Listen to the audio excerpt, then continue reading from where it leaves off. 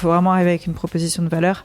Aujourd'hui, si on se lance, qu'on n'a aucune connaissance sur le podcast et qu'on se dit c'est pas grave, je vais me former. Et en vrai, c'est très bien. Et beaucoup ont commencé comme ça. Je suis pas en train de dénigrer. Mais c'est juste qu'il va falloir se faire une place. Et c'est vraiment pas facile. Ouais. Parce qu'il y a déjà beaucoup de monde sur le marché. Et qu'en effet, quand tu es en concurrence avec un média qui propose aussi de la visibilité sur son média, ça, est-ce que toi, tu peux l'offrir ou qu'est-ce que tu peux offrir à côté que les autres n'ont pas ?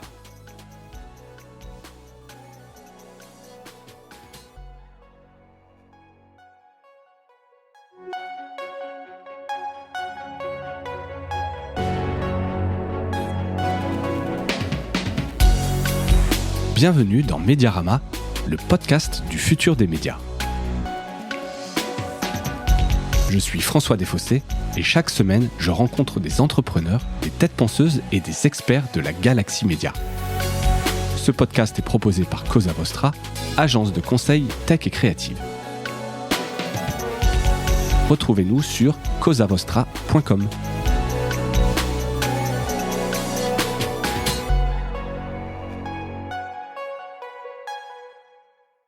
Bonjour à toutes et à tous et bienvenue dans ce nouvel épisode de Mediarama. Pour cette pastille actu, aujourd'hui, je reçois Laura Pironnet, directrice podcast chez Cosa Vostra. Bonjour Laura. Salut. Et bienvenue pour ta, je ne sais plus combienième participation. Oh, ça va. Peut-être troisième. Peut-être troisième, donc toi tu les comptes, c'est bien. Pour parler alors presque, ça va presque devenir un marronnier. La sortie de la cartographie de l'écosystème podcast en France, dont la nouvelle version est sortie là il y a quelques jours. Ouais. C'était la semaine dernière. Ouais, exactement, lundi. Donc je l'ai présenté officiellement pour la première fois le 8 avril. Et donc le 11 avril, on a communiqué... La sortie officielle. Ouais. C'est vrai qu'il y a eu tu l'as en avant-première dévoilé au festival podcast de Bordeaux. Ouais, Bordeaux fête le podcast, exactement. Exactement. Et voilà, donc je trouvais intéressant de te faire venir pour en parler, puisque c'est un énorme travail que toi et ton équipe vous avez fait là-dessus pour tenir à jour, et ça montre quand même aussi le foisonnement un peu de cet écosystème, puisque chaque année, je sais pas, il y a combien de nouveaux acteurs, tu vas nous dire ça. Et voilà, un très beau travail qu'on peut trouver sur le site de Cosa Vostra. Ouais, faut noter, donc c'est www.cosavostra.com/cartographie, donc au singulier, -podcast au singulier. Donc cosavostra.com/cartographie-podcast. Podcast, c'est assez simple, je mettrai le lien, effectivement. Mais voilà, allez-y peut-être, mettez pause si vous voulez une seconde pour l'avoir sous les yeux. Ça peut être intéressant de voir de quoi on parle. Est-ce que tu peux rappeler, c'était quoi l'objectif à la base avant qu'on parle de cette nouvelle édition ? Ouais, donc pour la première fois, Cosa Vostra a réalisé la cartographie en 2019, donc même avant que je sois là. Et l'objectif, à ce moment-là, c'était pas le même marché aussi qu'aujourd'hui, c'était beaucoup moins structuré. Il y avait quand même pas mal de choses, hein. C'était moins structuré, c'était moins clair, et donc l'objectif, c'était vraiment de répertorier sur un même endroit visuellement tous les acteurs professionnels de l'écosystème. Donc ça ne répertorie pas les podcasts et vraiment les personnes qui créent les podcasts, mais ça répertorie les acteurs du marché et qu'on répertorie selon différentes catégories. On est obligé de mettre les acteurs dans des catégories pour que ce soit beaucoup plus clair, donc les hébergeurs, plateformes de diffusion, les studios de production, les médias qui créent aussi leurs podcasts, les outils techniques, logiciels, événements, curateurs, etc. Donc quand bien même on est parfois, on se sent dans plusieurs catégories, vous avez dû faire des choix. C'est le cas aussi, tu prends Acast, ils sont hébergeurs et ils travaillent la monétisation. Ouais. Il y a des événements qui font aussi des newsletters, il y a des logiciels de post-prod, tu peux aussi être dans plusieurs catégories. Mais donc des choix à faire de votre côté. Oui.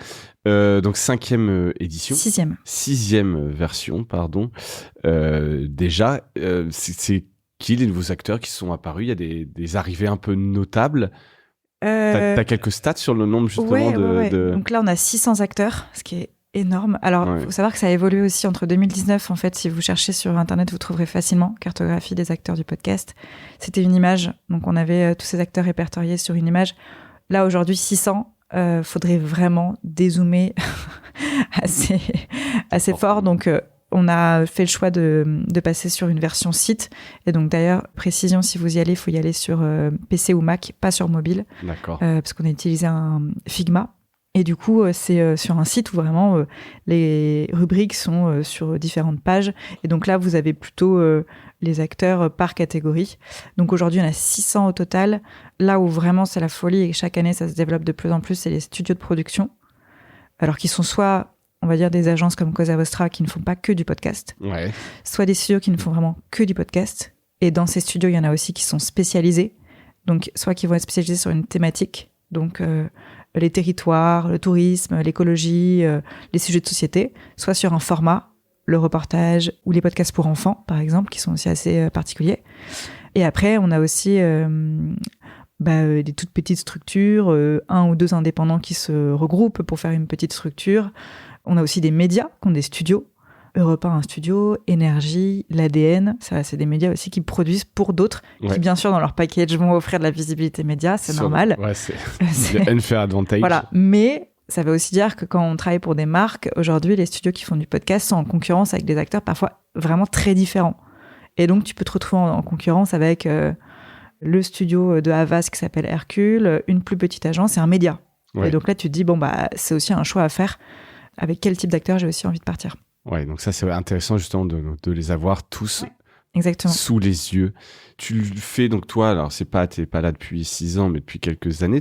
C'est quoi l'évolution un peu de cet écosystème je crois qu'on en parlait déjà l'année dernière d'un début de regroupement, consolidation. Est-ce que ça se traduit dans cette cartographie? Tu le sens en faisant un peu l'inventaire, en regardant de manière précise? Alors, c'est difficile parce qu'il faut vraiment prendre du recul. Et c'est vrai qu'une cartographie ne peut pas tout dire parce que c'est vraiment visuel, en fait. Le but, c'est aussi de se repérer. Et c'est une liste très améliorée. Hein.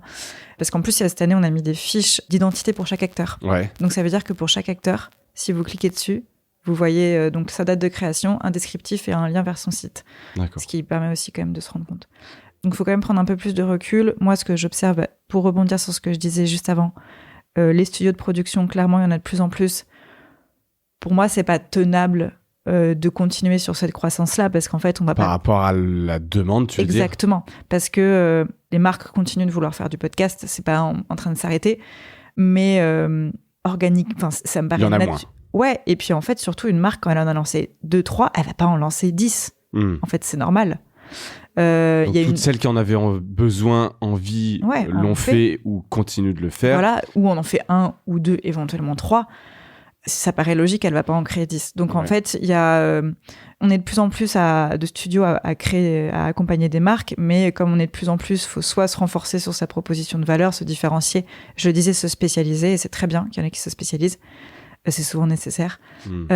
Après, il y a aussi des indépendants qui se regroupent. Il y a eu des rachats ou des prises de participation. On en avait parlé l'année dernière. Il n'y a pas eu de grosses annonces depuis l'année dernière. Mais pour moi, voilà, c'est pas tenable qu'on continue de grandir comme ça. Il va falloir qu'il se passe des choses. Il y en a certainement qui vont disparaître. C'est sûr.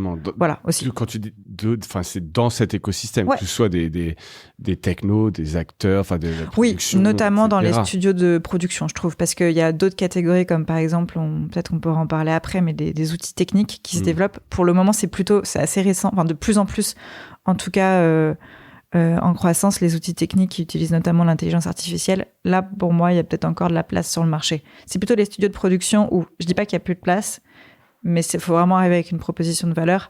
Aujourd'hui, si on se lance, qu'on n'a aucune connaissance sur le podcast et qu'on se dit c'est pas grave, je vais me former, et en vrai, c'est très bien, et beaucoup ont commencé comme ça, je suis pas en train de dénigrer, mais c'est juste qu'il va falloir se faire une place. C'est vraiment pas facile, parce qu'il y a déjà beaucoup de monde sur le marché, et qu'en effet, quand tu es en concurrence avec...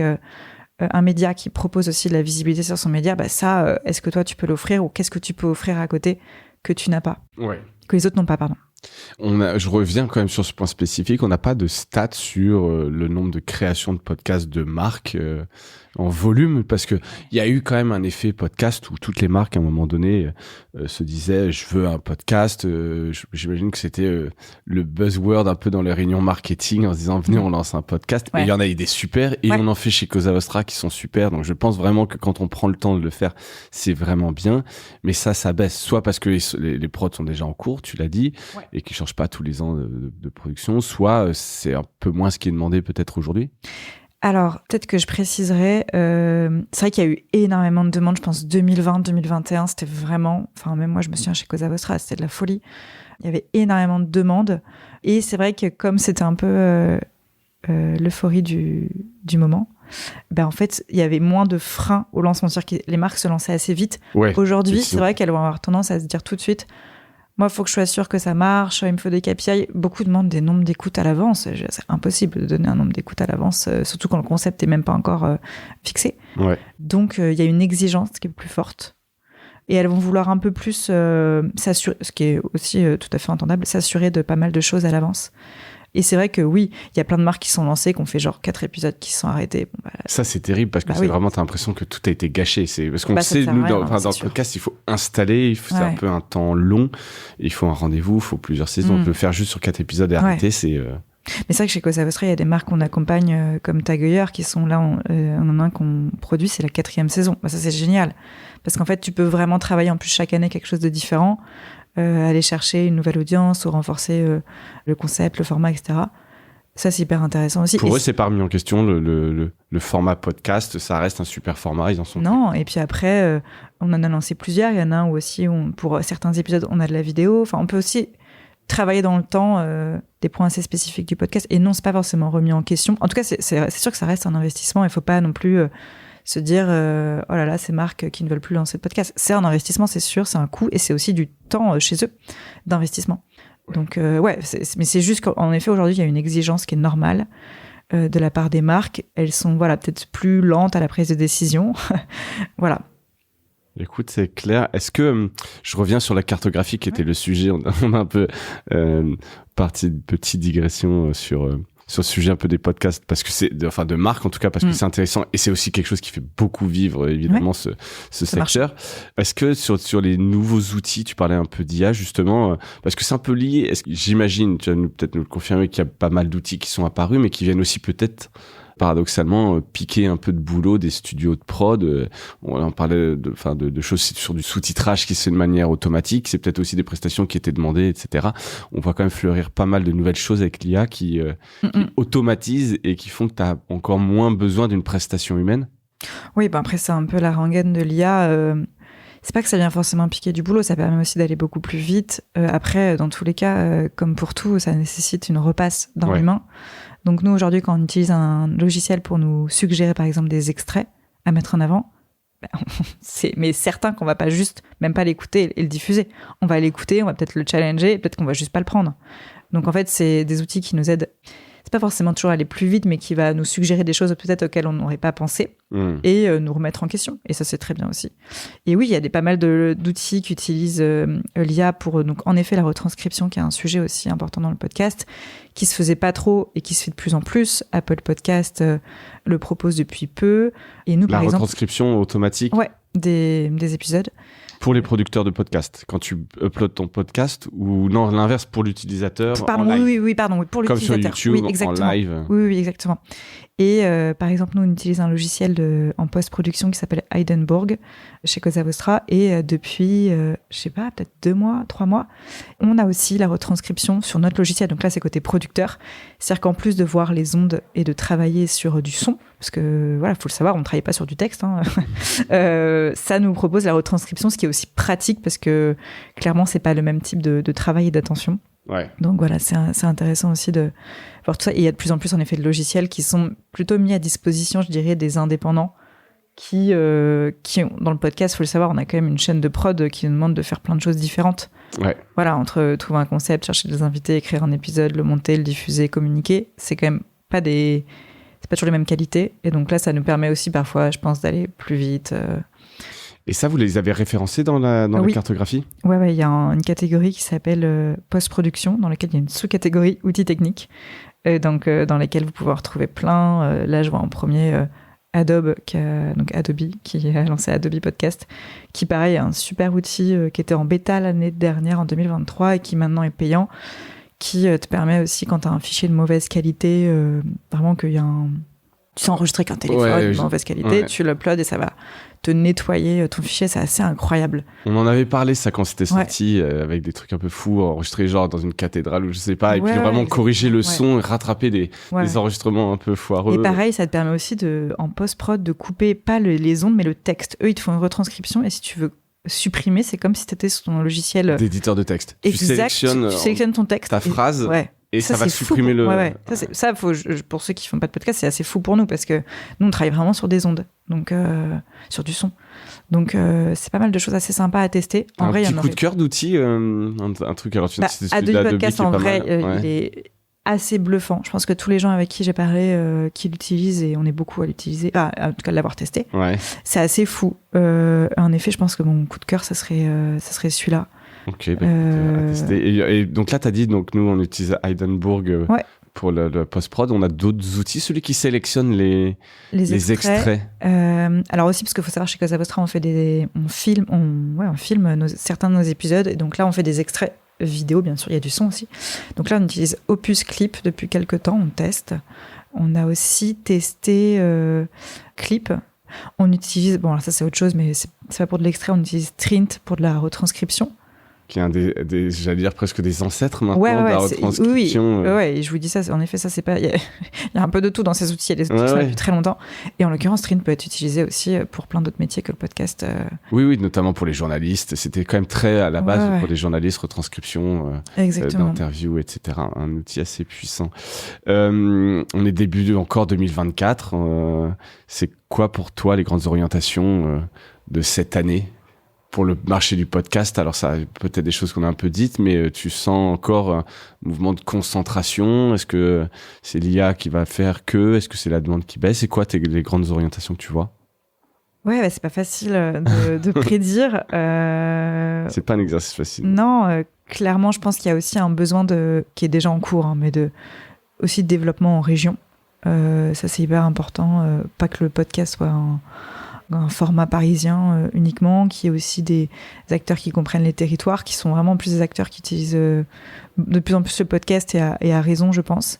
Donc, le développement en région, on en a parlé des studios, à mon avis, il va y avoir besoin de se regrouper. Il y en a certainement qui vont disparaître. Je pense que c'est une année assez stratégique pour pas mal de boîtes. Vraiment, où ça va être l'année où ça passe, où ça ne passe pas. Il y a aussi un truc que je vois sur les formations. Alors comme tout business florissant, c'est pas du tout que le podcast, mais en gros, on a vu la demande du podcast. Aujourd'hui, si vous voulez vous former au podcast, franchement, c'est pas du tout la même qu'en 2017 ou 2018. Vous avez de tout. Il y a des écoles maintenant qui intègrent le podcast. Alors, je sais pas de quelle manière, je sais pas si c'est très bien en vrai, mais dans leur cursus de formation, il y a des coachs en tous sens. Bon, ça, c'est le marché du coaching, c'est encore autre chose. Ouais. Il y a des indépendants, il y a des formations en ligne, en présentiel. Il y a aussi des structures très connues dans la formation, le CFPJ, etc. Et tu penses que c'est justifié? Parce que j'avais l'impression justement que... Alors nous, notre philosophie chez Cosa Nostra, c'est toujours été un peu... Voilà, tu le démarres, lance-toi, et puis c'est parti, t'achètes un Zoom, 2 micros, et puis... Ouais, c'est bien quand même de se former. Je dis pas qu'il faut pas se former, parce qu'en vrai, si c'est pour qu'on ait que des podcasts qui n'aient pas une bonne qualité sonore, ou qui tu vois, qu'il n'y ait pas d'intérêt éditorial, je dis pas du tout que c'est pas nécessaire. C'est juste que... je pense, mais ça c'est mon avis très perso, je pense que dans le marché de la formation, il y a tout. Oui. Et qu'en vrai, il faut faire le tri. Ouais. Et c'est comme pour tout, je pense qu'il y a aussi des prix qui ne sont pas justifiés. Donc... Voilà, je pense pas que ça vaille la peine de mettre 3 000 €, tu vois, pour se former sur le podcast. Sachant que le matériel ne vaut pas autant, donc en plus, bon, ça n'a pas de rapport, mais en tout cas, il faut faire attention. Non, mais je vois ce que tu veux dire. Oui, voilà. C'est se parler avec aller dans des festivals, parler avec quelques podcasteurs, rencontrer des gens. Aussi accompagner. Enfin, des fois, on n'a peut-être pas aussi envie de tout faire, et si la post-prod, ça nous branche pas, ben, on paye quelqu'un, quoi. Ouais, ou on prend un bon outil. Qui peuvent oui. Alors tu le disais, tout ça ne remplace pas, voilà. C'est pas magique non. Oui. C'est pas magique non plus. Voilà. Il n'y a rien de magique. Non.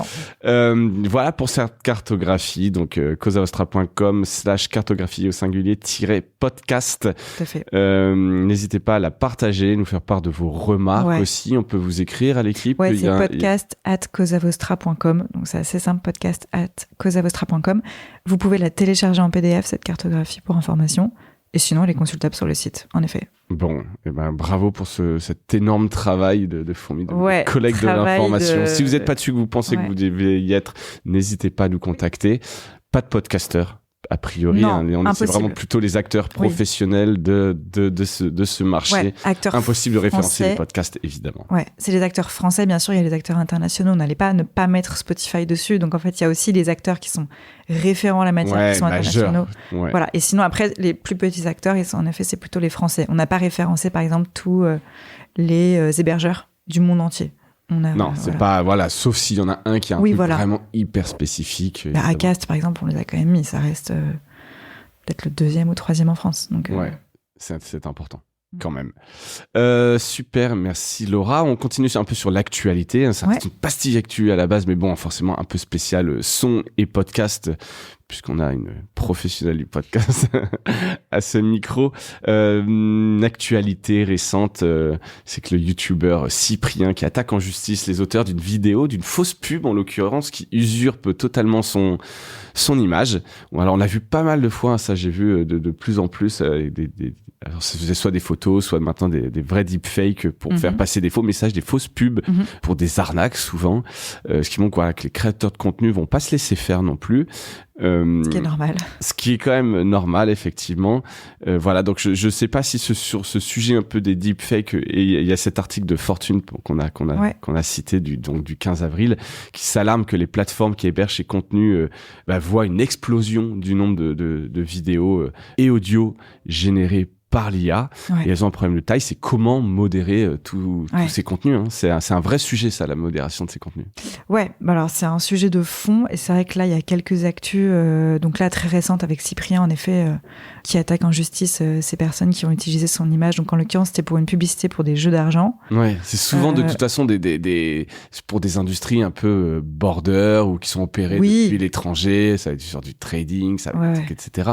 Mais là, en l'occurrence, voilà, c'est donc vrai deepfake pour des jeux d'argent. Mais c'est aussi beaucoup utilisé, ça a été vu aux États-Unis pour en politique. Ouais. On a vu notamment en audio justement des robocalls qui imitaient la voix de Joe Biden pour inciter, ça a été envoyé à des milliers de citoyens pour inciter au vote juste avant les primaires américaines. On a vu le maire de Londres aussi, on a utilisé sa voix pour des clips audio où en fait on l'entendait contester des marches pro-palestiniennes, donc ça c'était en fin d'année dernière.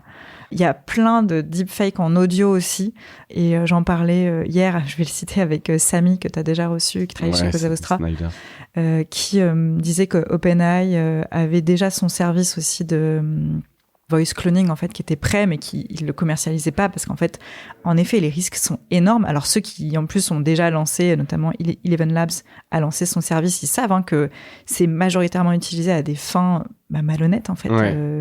Et donc, il y a des bribes de solutions, mais qui ne sont pas du tout encore actives, qui sont proposées. Est-ce que c'est du watermark où en fait tu watermark comme une image, c'est comme un filigrane, enfin en tout cas une espèce de une surcouche de protection qui est pas visible par audible à l'oreille humaine, mais si qui est audible, parce que par exemple quand tu vas sur une plateforme, une banque de sons, et que tu veux télécharger une musique mais que c'est genre c'est un échantillon et que tu l'as pas acheté, tu vas avoir un watermark, donc tu vas avoir le nom de la boîte qui va se couvrir par-dessus ton son, ce qui fait que toi, tu peux pas l'utiliser, parce qu'en fait, c'est comme si tu avais ton filtre sur ton image. Là, c'est pareil. Est-ce que c'est un watermark sur ton son ? Ou alors, il y a aussi... Alors là, je suis pas assez spécialiste, mais je pense qu'il y a des plateformes et des outils qui sont en train de se lancer où en fait, tu pourras uploader ton son, ton image ou ta vidéo, et qu'on puisse te dire, est-ce que c'est de l'IA ? En fait, c'est comme quelqu'un qui pourrait détecter une contrefaçon d'un objet. Oui, comme ça existe déjà pour les textes générés par l'IA. Il y a plein de profs qui notamment utilisent ça pour vérifier que les études rendues par les élèves soient faites par l'IA générative. Et donc, tu aurais ça sur le son. Ouais. Mais avec le risque de vraies fautes, faux vrais, et le fait de douter de tout. Ouais. Et de toute façon, la modération, de manière générale, et comme je te disais, c'est un sujet de fond déjà dans le podcast, mais c'est pas du tout récent. Et en fait, ce qui est assez énorme, c'est que là, je crois que c'était la semaine dernière, on a parlé de podcast sur le JT de France 2, ce qui est déjà en soi énorme, parce qu'on se parle de podcast, nous, sur Mediarama, les gens qui nous écoutent. Pour ceux qui nous écoutent, vous baignez dans ce milieu-là, donc ça vous paraît normal. Faut quand même se rappeler que le podcast, il y a plein de Français qui ne savent pas ce que c'est et qui n'en écoutent pas. Donc on en parle au JT de France 2 la semaine dernière, et on parle de la jungle du podcast sur ce sujet de la modération, puisqu'en fait il y a et encore une fois c'est pas récent, c'est juste qu'ils en ont parlé, ils ont fait un reportage où en fait ils sont intéressés à ces podcasts, notamment d'extrême droite, il n'y a pas que l'extrême droite, mais c'est notamment, ça en fait partie, ou d'extrémistes dans tous les, ça peut être aussi des masculinistes par exemple, qui vont utiliser ce format. Puisqu'en fait il n'y a pas de modération, en fait tu peux lancer ton podcast et dire tout ce que tu veux, inciter à la haine, à la violence. En soi, c'est répréhensible, je dis pas que ça ne l'est pas. Mais en fait, ton podcast, quand tu es créateur de contenu, pour ceux qui ne le savent pas, ça passe par un hébergeur qui héberge ton podcast et ensuite c'est sur des plateformes de diffusion. Et donc en fait, on se pose la question de savoir qui est-ce qui doit contrôler. Qui incombe la responsabilité. En vrai, la responsabilité, elle est du créateur de contenu. Ça, Oui, bien sûr, mais c'est comme les plateformes, en fait. Est-ce que Facebook est responsable des contenus qui sont publiés Et donc là, le reportage de France Télévisions parlait notamment de Ocha, mais en fait, Ocha, pas plus qu'un autre, qui est un hébergeur français. Ils ont fait un test en publiant un épisode et en effet, ils se sont dit « Ah, mais oui, mais c'est publié automatiquement. » Alors oui, c'est sûr que quand on baigne dans le podcast, on le sait. Oui, nos épisodes, sur un bouton, c'est parti. Ils vont pas tout réécouter parce que humainement, c'est impossible. Après, ça reste un vrai sujet, une fois que j'ai dit ça, parce qu'il y a quand même des personnes qui incitent à la violence et il y a des extraits qui sont hyper probants dans ce reportage. Il y a aussi le cas très connu du podcast de Joe Rogan aux États-Unis qui racheté par Spotify et qui a fait un peu polémique parce qu'il reçoit en fait des personnalités qui sont hyper clivantes, des complotistes, vraiment de tout genre. Alex Jones, je me souviens de médias de Infowars, etc. Et qui toujours défendu, quand même plutôt soutenu par Spotify, qui défendait plutôt son investissement. Parce que notamment il y avait comment il s'appelle ce chanteur Neil Young, voilà, exactement, qui avait menacé de retirer son catalogue de Spotify et puis ça n'a pas je crois qu'il l'a fait, lui, a retiré. Oui, voilà. Mais Spotify a tenu bon. Ils ont pas ils ont continué de travailler avec Joe Rogan. Là, le contrat a un peu changé parce qu'en fait, il est en exclusivité Spotify, il ne l'est plus depuis cette année. On en avait parlé effectivement avec Jérôme Marin de Café Tech, où c'est maintenant ouvert, ils sont plus sur monétisation. Mais voilà, en tout cas, ils l'ont laissé faire et la modération des contenus, tu l'as dit sur le podcast, elle est quasiment impossible. Ah oui, alors les plateformes, elles vont se protéger. J'ai lu notamment, tu vois, Spotify va dire que il est interdit d'affirmer que, par exemple, le cancer, le Covid ou d'autres maladies dangereuses sont des mensonges. Alors une fois qu'ils ont dit ça, ça n'empêche pas que des personnes le publient dans leurs épisodes et que ça atterrisse bien sur Spotify. Ouais. Ils se prémunissent en fait de certaines dérives. Deezer aussi le fait par exemple, mais après ils vont se protéger et dire on n'a pas de responsabilité éditoriale sur les contenus qu'on héberge, voilà. Mais reste ce sujet de comment est-ce que tu modères en fait. Et il y a donc là tout ce dont on parle jusqu'ici, c'est la modération des contenus. Après il y a un autre sujet pour moi qui est la modération des commentaires. Ouais. Parce qu'il faut savoir que n'importe qui peut laisser donc des commentaires sur les différentes plateformes d'écoute pour le coup, mais que si moi déjà il y a des plateformes sur lesquelles tous les commentaires sont mis en ligne de type Apple, mais sur Spotify... A priori, c'est-à-dire qu'il n'y a pas de modération pour mettre en ligne. Alors, tu publies, c'est mis en ligne. Oui. Alors, après, je ne sais pas si vraiment il y a une incitation à la haine évidente. J'avoue que là, je ne saurais pas. Si, par exemple, tu as un commentaire juste négatif sur ton podcast, toi, ça t'embête, mais il est quand même publié. Là où Spotify, les créateurs de contenu, créatrices, ont un... Moi, quand je reçois des commentaires, par exemple, si toi, sur Mediarama, il y a quelqu'un qui met un commentaire... bien sûr, ce que on ne vous incite pas à faire, négatif, en fait, moi, on peut choisir, nous, chez Causa Vostra, de nous le publier ou pas. D'accord. Mais ce qui est compliqué, c'est on peut pas... Moi, j'ai plein de gens qui nous posent des questions en commentaire. C'est pas que je peux pas répondre, parce que je pourrais passer par mon compte perso ou le compte de Causa Vostra, mais ça s'inscrirait pas dans le flux forcément de cette réponse-là. C'est pas comme sur WhatsApp, tu vas aller sur un message. Voilà. Avec une discussion. Donc, c'est compliqué parce que tu as aussi le sujet de la modération qui est pas... on va dire, abordé de la même manière aussi en fonction des plateformes. Et c'est un sujet qui est assez vaste et qui peut faire assez peur, quoi, parce qu'il peut se passer aussi plein de choses et plein de dérives. Voilà, tu mets là-dessus un peu de deepfake, une incapacité à bien modérer. Et puis tu dis que ça va devenir un peu, ça risque de devenir un peu wild dans les mois, années qui viennent. Et surtout qu'on se parle de podcasts, certains là dont on parle d'extrême droite, en vrai, ils sont dans les tops. En fait, ils sont pas cachés, ils sont vraiment... Et puis, il y en a qui font polémique. Alors, pour plein de raisons, il y a plein de sujets aussi. On parlait tout à l'heure, avant qu'on enregistre, du podcast de Caroline Goldman. Alors, c'est pas quelqu'un d'extrême droite, c'était sur le sujet de la parentalité. Il a fait polémique, mais il est resté en attendant dans le top, je pense, 10 des podcasts d'Apple pendant des semaines. Ouais. On parlera effectivement tout à l'heure sur la parentalité, mais c'est quand même une bonne transition si tu parlais des tops, puisqu'il y a la CPM qui a sorti son classement mensuel. Alors, a priori, dans le classement qu'il publie, il n'y a pas de podcast d'extrême droite, donc c'est déjà ça. Oui, parce qu'il faut s'inscrire pour être... Oui, il faut s'inscrire. Oui, il faut payer et s'inscrire. payer voilà, c'est pas un classement ce qui peut être important pour certains annonceurs, etc. Donc, ça peut être très bien. On salue l'équipe de la CPM. Mediarama n'y est pas. Non. Mais bon, non. Alors voilà, non, c'est pas juste parce que j'ai pas payé, mais je pense que j'ai pas les volumes suffisants pour être encore dans ce classement. Ça viendra. Faut partager un maximum les épisodes de Mediarama. Merci à toutes et à tous là-dessus d'aider. Plus sérieusement, on est vraiment sur des chiffres énormes. Alors effectivement, tu le dis, tous les Français n'écoutent pas un podcast, mais il y en a quand même quelques millions qui le font régulièrement. Le top 3 des podcasts les plus téléchargés sur la période, c'est les actus du jour, Hugo Décrypte. Donc c'est quand même un énorme carton, 1,36 million de téléchargements versus 1,2 million en février, donc une vraie belle croissance. Le deuxième, c'est plus du catch-up, catch-up radio, Manu dans le 6-10, le best-of, énergie, suivi de transfert, 1,2 million, plutôt stable, mais bon, toujours dans le trio de tête, transfert. Transfert et Hugo Décrypte, en vrai, on les voit très souvent.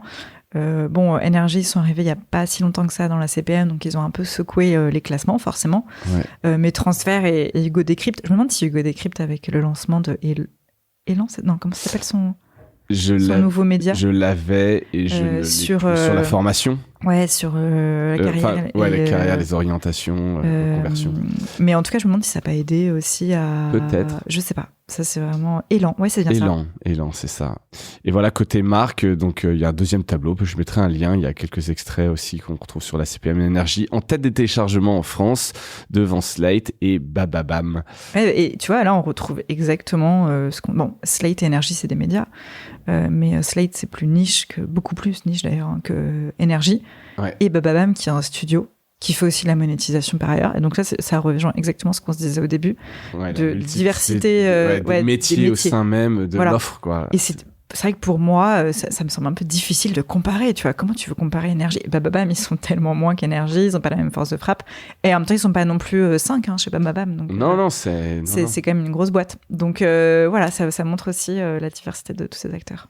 Exactement. Donc voilà, c'était le classement. C'est toujours intéressant de voir le classement, un peu les résultats.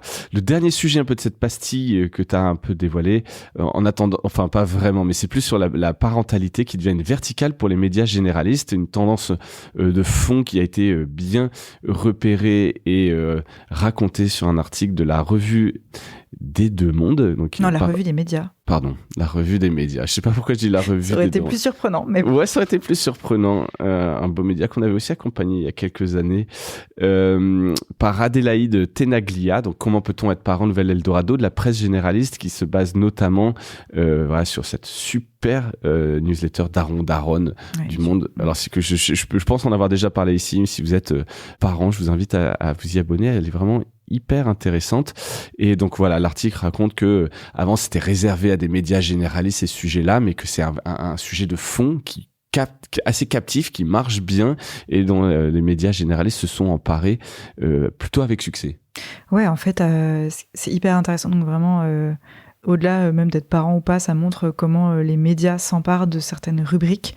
Et en fait, c'était considéré, je pense, clairement comme un sous-sujet, ou en tout cas réservé, alors déjà, ils disent avec des grands guillemets, un sujet de bonne femme. Donc en fait, auparavant, c'était dans la presse spécialisée, donc presse parents. Parents, fameux. Dont parents, déjà, le titre lui-même, mais aussi de magazines vraiment clairement féminins.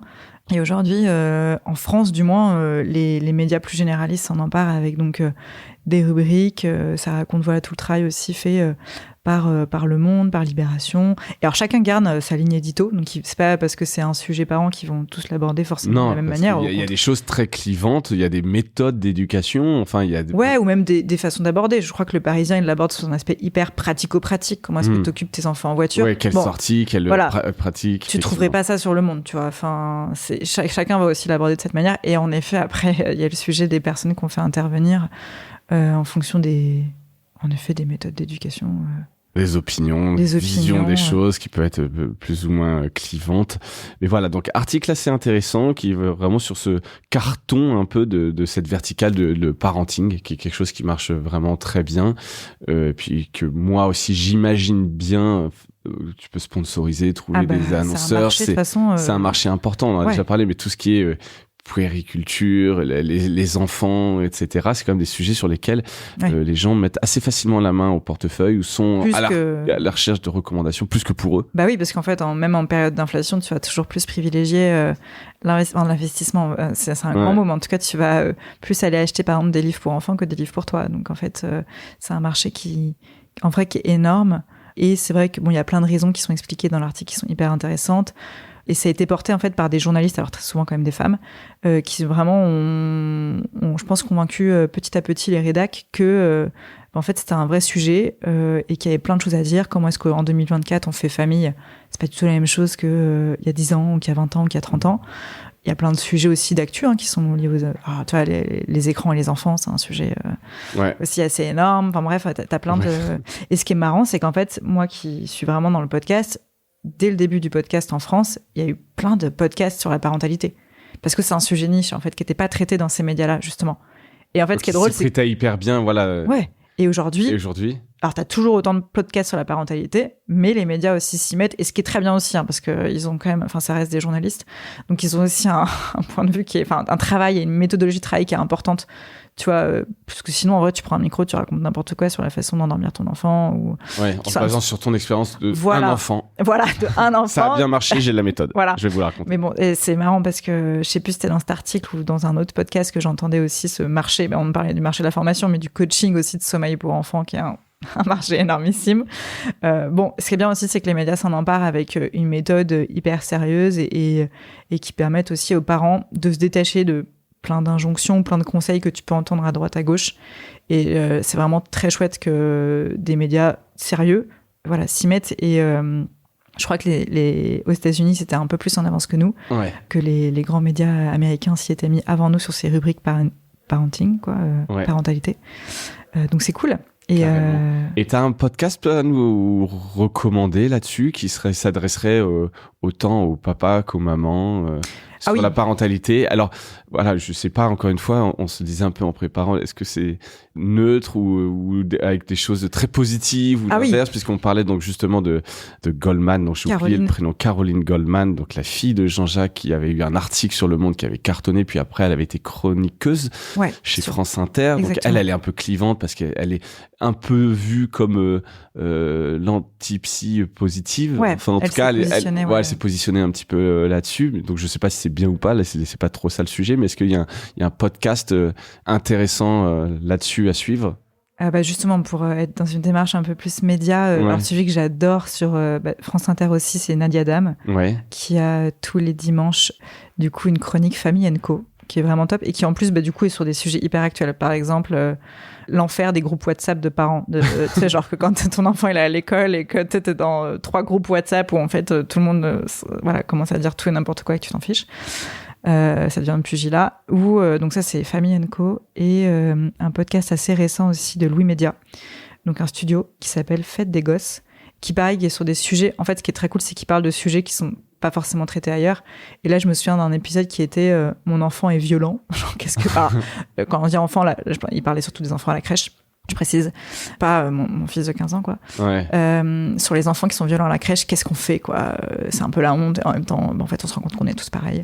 Donc, ils sont des vrais sujets, et ça, c'est très chouette, parce que pour le coup, ils apportent quelque chose d'un peu nouveau, qui est certainement complémentaire aussi avec ce dont on a parlé avant sur les médias plus traditionnels. Bon, et on mettra aussi des liens vers ces recommandations. Merci beaucoup, Laura. Merci, François. Et encore bravo pour cet énorme travail, je le dis, sur la cartographie du podcast. Si vous êtes intéressé par le sujet, n'hésitez pas à y faire un tour et puis peut-être connectez-vous à Laura sur LinkedIn pour la féliciter en direct. Elle sera ravie. Je suis pas seule à l'avoir fait. Non, je sais, mais tu transmettras à l'équipe. C'est vrai, effectivement un boulot d'équipe. Merci encore, Laura, et merci à toutes et à tous pour votre attention. Et je vous dis à bientôt. Salut.